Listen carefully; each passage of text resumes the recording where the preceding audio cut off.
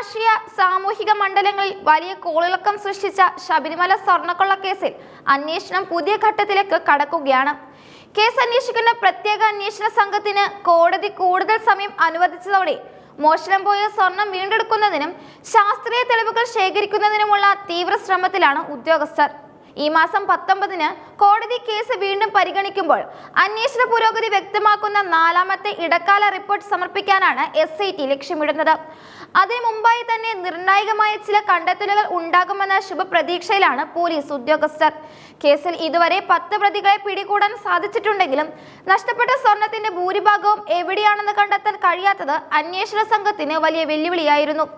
എന്നാൽ കഴിഞ്ഞ ദിവസങ്ങളിൽ നടന്ന പരിശോധനകളിൽ ചില സുപ്രധാന സൂചനകൾ ലഭിച്ചതായാണ് വിവരം.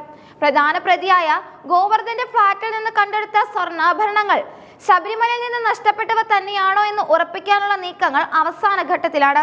പിടിച്ചെടുത്ത സ്വർണം ശാസ്ത്രീയ പരിശോധനയ്ക്കായി ലാബിലേക്ക് അയച്ചിരിക്കുകയാണ്. ഗോവർദ്ധന്റെ ഫ്ളാറ്റിൽ നിന്ന് ലഭിച്ച സ്വർണം ശബരിമലയിലെ വിഗ്രഹത്തിൽ ചാർത്തുന്ന ആഭരണങ്ങളുടെ അതേ അളവിലും തൂക്കത്തിലും ഉള്ളതാണെന്ന് അദ്ദേഹം മൊഴി നൽകിയിട്ടുണ്ട്. ഈ മൊഴി സത്യമാണോ എന്ന് ശാസ്ത്രീയ പരിശോധനയിലൂടെ തെളിയിക്കപ്പെട്ടാൽ അത് കേസിൽ പുതിയ വഴിത്തിരിവായി മാറുക തന്നെ ചെയ്യും. സ്വർണത്തിന്റെ പഴക്കം, നിർമ്മാണ ശൈലി, അതിലടങ്ങിയിരിക്കുന്ന ലോഹക്കൂട്ടങ്ങളുടെ അളവ് എന്നിവ പരിശോധിക്കുന്നതിലൂടെ അത് ശബരിമലയിലേത് തന്നെയാണോ എന്ന് കൃത്യമായി മനസ്സിലാക്കാനും സാധിക്കും. നഷ്ടപ്പെട്ട സ്വർണം വീണ്ടെടുക്കുന്നതിൽ ഈ റിപ്പോർട്ട് ഒരു നിർണായക തെളിവായി കോടതിയിൽ സമർപ്പിക്കാൻ കഴിയുമെന്നാണ് അന്വേഷണ ഉദ്യോഗസ്ഥർ കരുതുന്നത്. അതേസമയം കേസിലെ മറ്റൊരു പ്രധാന കണ്ണിയായ ശങ്കരദാസിനെതിരെയുള്ള നീക്കങ്ങളും SIT ശക്തമാക്കിയിട്ടുണ്ട്. സുപ്രീം കോടതിയിൽ നിന്ന് കേസിൽ തിരിച്ചടി നേരിട്ടതോടെ ശങ്കരദാസിനെ ചോദ്യം ചെയ്യേണ്ടതും അറസ്റ്റ് രേഖപ്പെടുത്തേണ്ടതും അനിവാര്യമാണെന്ന നിലപാടാണ് അന്വേഷണ സംഘം. മുൻപ് പലതവണ ആരോഗ്യപരമായ കാരണങ്ങൾ ചൂണ്ടിക്കാട്ടി അദ്ദേഹത്തിന്റെ അറസ്റ്റ് വൈകിപ്പിച്ചിരുന്നുവെന്ന് വലിയ തോതിലുള്ള ആക്ഷേപങ്ങളും ഉയർന്നിരുന്നു. Kochi city police commissioner S ഹരിശങ്കറിന്റെ പിതാവായ ശങ്കരദാസിനെ സംരക്ഷിക്കാൻ ഉന്നത തലത്തിൽ ശ്രമങ്ങൾ നടക്കുന്നുണ്ടെന്ന് ഭക്തജന സംഘടനകൾ ആരോപിക്കുന്നു. എന്നാൽ നിലവിൽ അദ്ദേഹത്തിന്റെ ആരോഗ്യനില അതീവ ഗുരുതരമായി തുടരുകയാണ് എന്നാണ് ലഭിക്കുന്ന വിവരങ്ങൾ. കഴിഞ്ഞ ആഴ്ചയുണ്ടായ പക്ഷാഘാതത്തെ തുടർന്നാണ് അദ്ദേഹം ചികിത്സയിലിരിക്കുന്നത്. ഈ സാഹചര്യത്തിൽ ആശുപത്രിയിലെത്തി ഔദ്യോഗികമായ അറസ്റ്റ് നടപടികൾ പൂർത്തിയാക്കാനാണ് SIT ആലോചിക്കുന്നത്.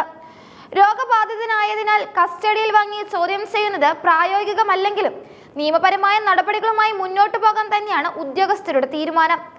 സ്വർണ്ണക്കടത്തുമായി ബന്ധപ്പെട്ട് കൂടുതൽ തെളിവുകൾ ശേഖരിക്കുന്നതിനായി ഗോവർദ്ധന്റെയും മറ്റ് പ്രതികളുടെയും സാമ്പത്തിക ഇടപാടുകൾ ED നിരീക്ഷിക്കുന്നുണ്ട്.